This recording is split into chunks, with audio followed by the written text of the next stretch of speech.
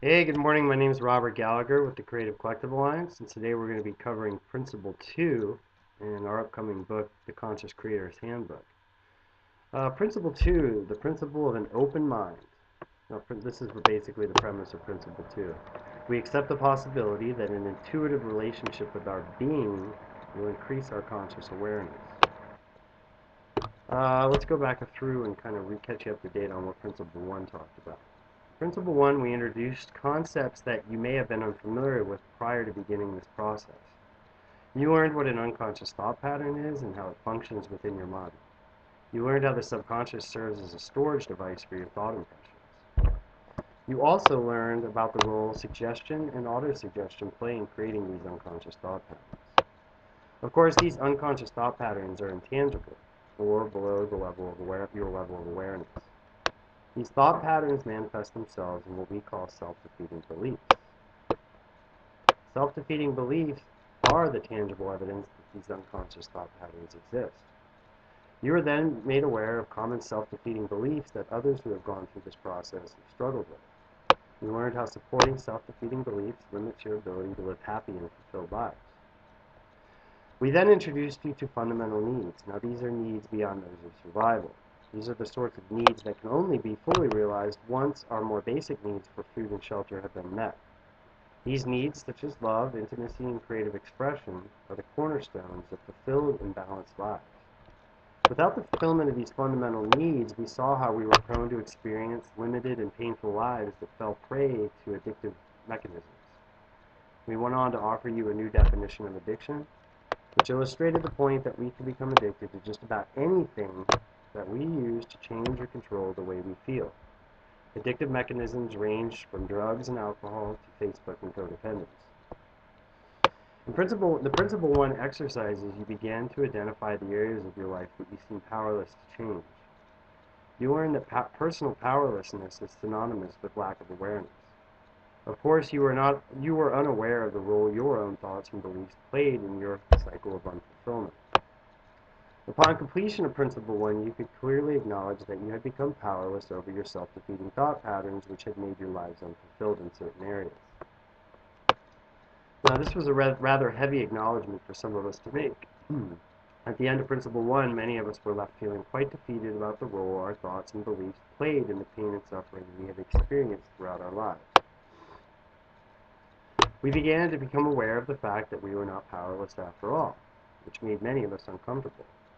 Some of us really relished in the idea that we were victims. We believed that we were victims of other people's cruel ways or life's whims, so we thought. We began to take hold of the fact that we played an active, yet unknowing role in the pain and misery that we experienced time and time again. Now, we were not victims to the extent that we believed to be true. We were victims of our own self-defeating thought patterns. Many of us were so invested in our view of reality that we recreated the same situations time and time again. This vicious cycle supported what we believed to be true. Oftentimes, what we believed to be true left us unfulfilled in many areas of our lives. For example, if we believe people cannot be trusted, we will keep ourselves isolated from new experiences. We will keep a lid on a very small space. Nothing much would come in nor get out. This would be a space that would be easy for us to control. However, this space would be equally lonely and unfulfilled. We would be resistant to new experiences that could disprove this belief, while at the same time invested in creating experiences that could validate this very same belief as being true. So, what does that mean?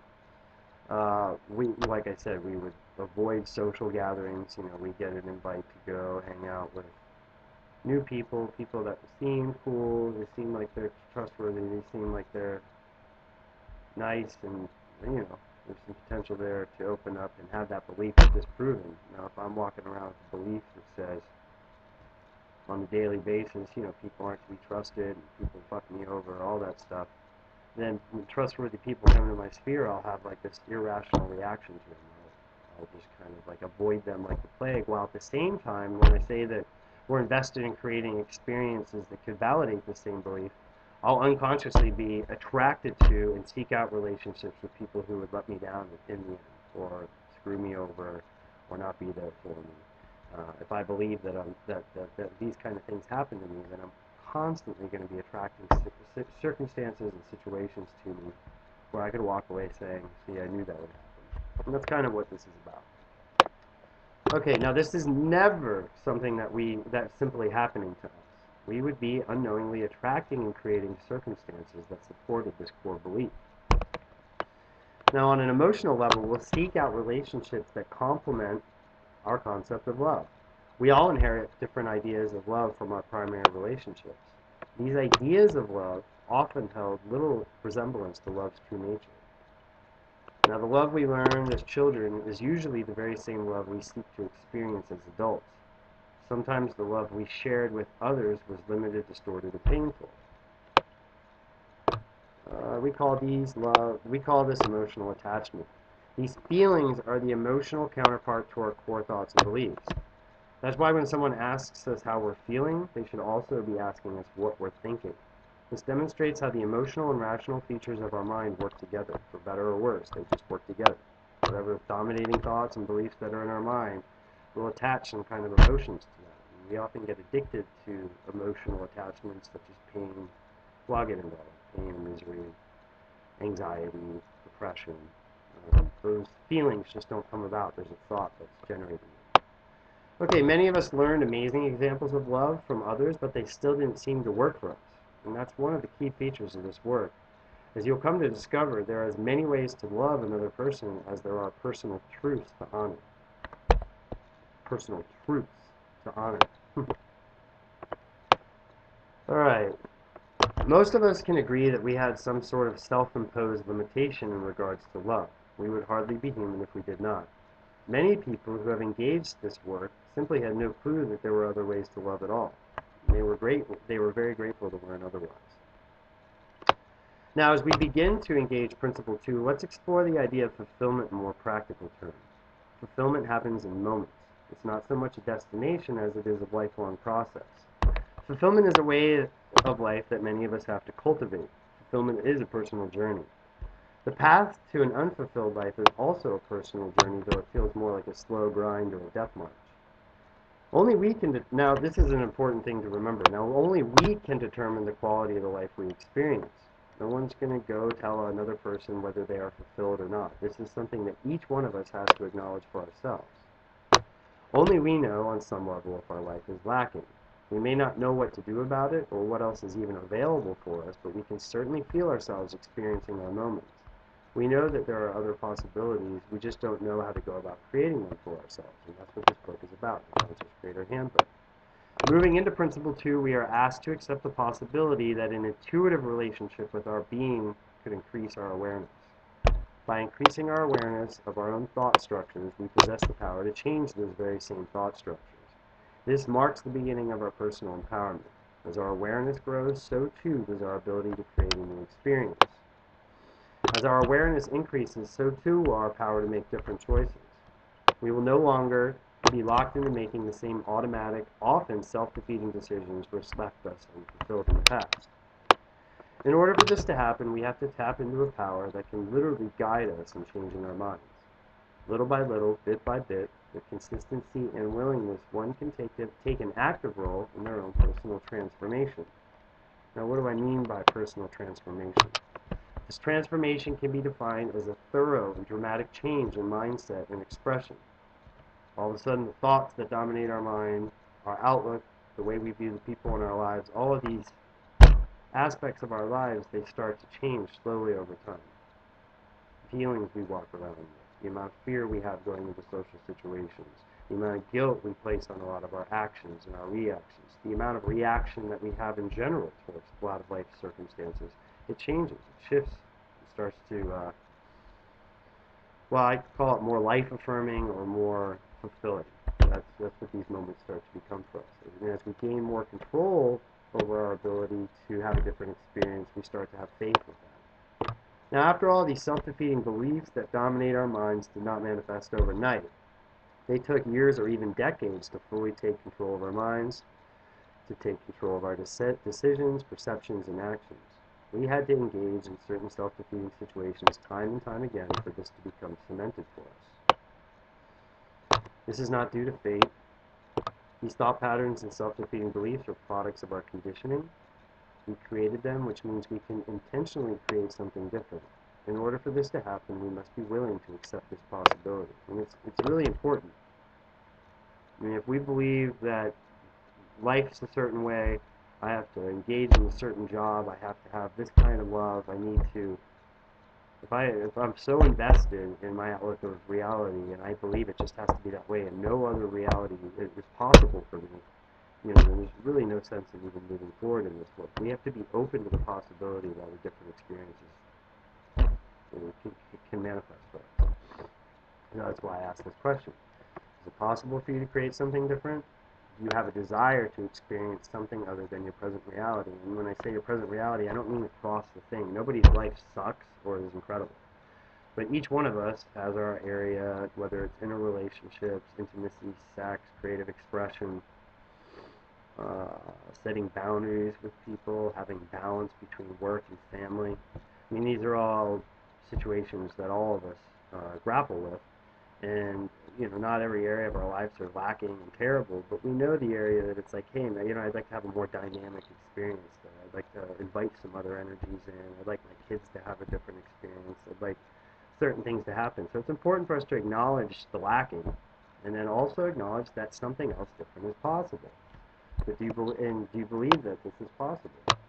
It is possible, but only if you surrender your investment about being right about who you believe you are. What do I mean by that? Well, this is actually the gift of an open mind. That's what this principle is all about. It's about opening up our minds to other possibilities. In regards to these self-defeating beliefs, it took a very long time for them to become true for us. The beliefs that any person supports makes those beliefs their truth. For example, how many of us believe that we are procrastinators? How do we validate this belief that we are procrastinators? Do we put off projects? Do we let dishes stack up? Do we hide out from our creative dreams with Facebook or other distractions? Do we put things off that really need to be addressed? By engaging in these activities, we actually keep this belief that we're procrastinators alive, and it keeps it our truth. Procrastination can also be looked upon as resistance. We resist taking actions that could disprove what we hold to be true about ourselves and our ability. This is obviously not our truth, but rather a result of our habitual mind conditioning. The dirty dishes and avoidance of creative projects is the observable evidence that makes us procrastinators in our own mind. If we took action on our dreams and desires every day, if we washed the dishes after we did them, if the house was tidy, the bills were paid, the front headlight was replaced when it was broken, the insurance was paid on time, all these things, we didn't let tickets stack up, we didn't let cars get impounded, we didn't shelve creative projects and flog ourselves with it, then we would no longer be a procrastinator. But it's interesting how this starts to happen. It actually starts to happen by washing a dish after you use it. Little by little, that's how different pathways are established within our mind. Okay, now what about our truth beyond this habitual conditioning? Our actual truth, which is our personal truth, which is our personal relationship with everything, with cosmic truth, with cosmic oneness, with love. We each have our own, we're like paintbrushes hanging in this cosmic tool shed. And each one of us, each paintbrush, has its own unique way of going about expressing itself, expressing its creative intelligence, intimately relating with other human beings, loving other human beings, structuring their lives. And basically, everyone's personal truth is beyond the realms of like good and bad, right and wrong. And to a greater or lesser extent, it's beyond the realms of imagined fear and control, which we'll get into later. This is more about identifying our individual truth and honoring it, and expressing love as we go through our moments rather than reacting in fear. We're going to move forward. Oh yeah, let me just finish up this example and then we'll cut to the next video.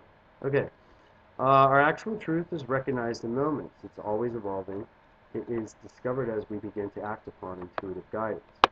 For example, if you're passing a sink that's full of dishes and something tells you to wash them all right then and there, do you? Do you wash them, or do you blow that voice off as you toss in another dish for later?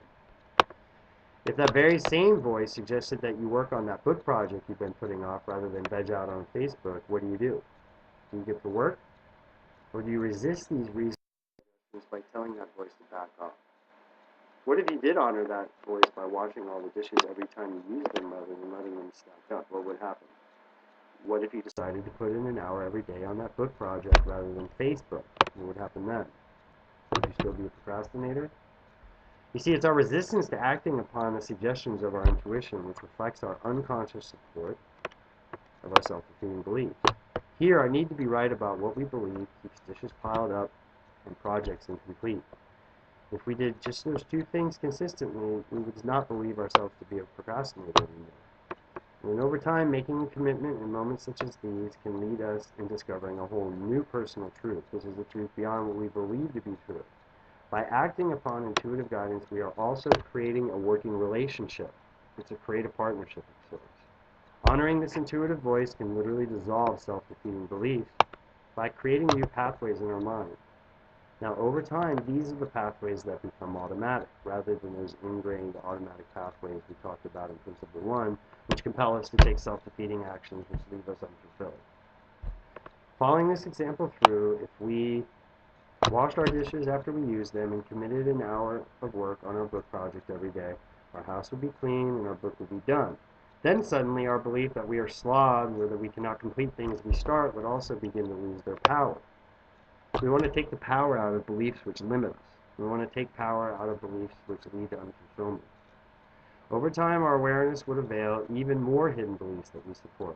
These beliefs would be centered around our worthiness and our ability. These core beliefs in our ability and worthiness are hidden behind procrastination and resistance. Once we begin to make this connection, those core beliefs begin to dissolve as well. When we say that these beliefs dissolve, we are simply saying that they are no longer true for us anymore. Once this happens, we would begin to have more faith in our abilities. We would take on other projects. We would grow as conscious creators. And that's the goal here, to be consistently growing as conscious creators. Over time, these moments would be more frequent, and then over time, all these moments would slowly lead us to a new reality. Now, this does happen over time, but it never stops happening.